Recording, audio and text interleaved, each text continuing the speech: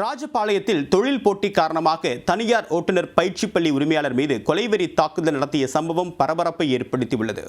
குறைந்த கட்டணத்தில் ஓட்டுநர்களை உருவாக்கிய நபரை தாக்கிய 6 பேர் கொண்ட கும்பல் மீது நடவடிக்கை எடுக்கப்பட்டதா? நடந்தது என்ன?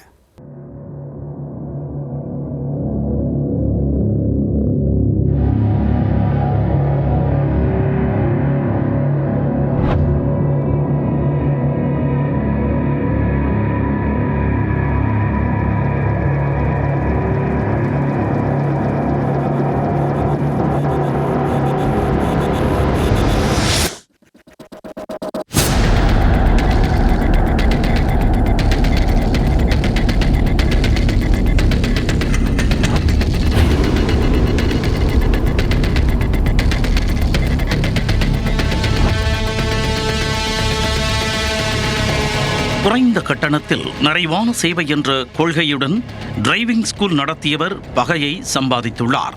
போட்டியாளர்களுடன் விரோதிகளும் அதிகரித்ததால் கொலைவெறி தாக்குதலுக்கு உள்ளான காட்சிதான் இது. தொழில் போட்டி மோதலாக வெடித்ததன் பின்னணி என்ன?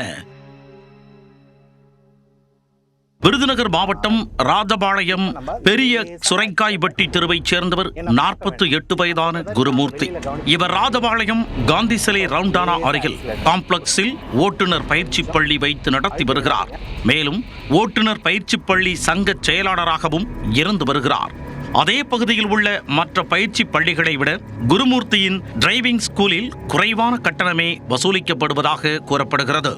இதனால் அவரை தேடி வரும் வாடிக்கையாளர்களின் எண்ணிக்கை அதிகரித்துள்ளது. இதன் காரணமாக தொழில் போட்டி ஏற்பட்டு குருமூர்த்தி பகையை சம்பாதித்துள்ளார். இந்த நிலையில் மற்றொரு பயிற்சி பள்ளியைச் சேர்ந்த வேல்முருகன் என்பவர் தனது ஆதரவாளர்களுடன் வந்து வாக்குவாதம் செய்துள்ளார்.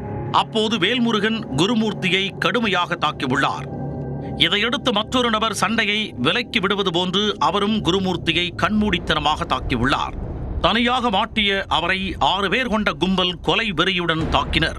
குருமூர்த்தியின் அலறல் சத்தம் கேட்டு அருகில் இருந்த கடைக்காரர்கள் வந்ததும் அந்த கும்பல் அங்கிருந்து வெளியேறியது. இந்த தாக்குதலில் காயமடைந்த குருமூர்த்தி ராஜபாளையம் வடக்கு காவல் நிலையத்தில் புகார் அளித்துள்ளார். இதுகுறித்து வழக்கு பதிவு செய்த போலீசார் விசாரணை மேற்கொண்டுள்ளனர். தலைமறைவான 6 பேர் கொண்ட கும்பலை தொடர்ந்து வலைவீசி தேடி வருகின்றனர். டிரைவிங் ஸ்கூல் ஓட்டுநர் கொடூரமாக தாக்கப்பட்ட சிசிடிவி காட்சி வெளியாகி வியாபாரிகள் மத்தியில் அதிர்ச்சியை ஏற்படுத்தியுள்ளது. தாக்குதலில் ஈடுபட்டவர்கள் மீது கடும் நடவடிக்கை எடுக்கவும் வலியுறுத்தியுள்ளனர்.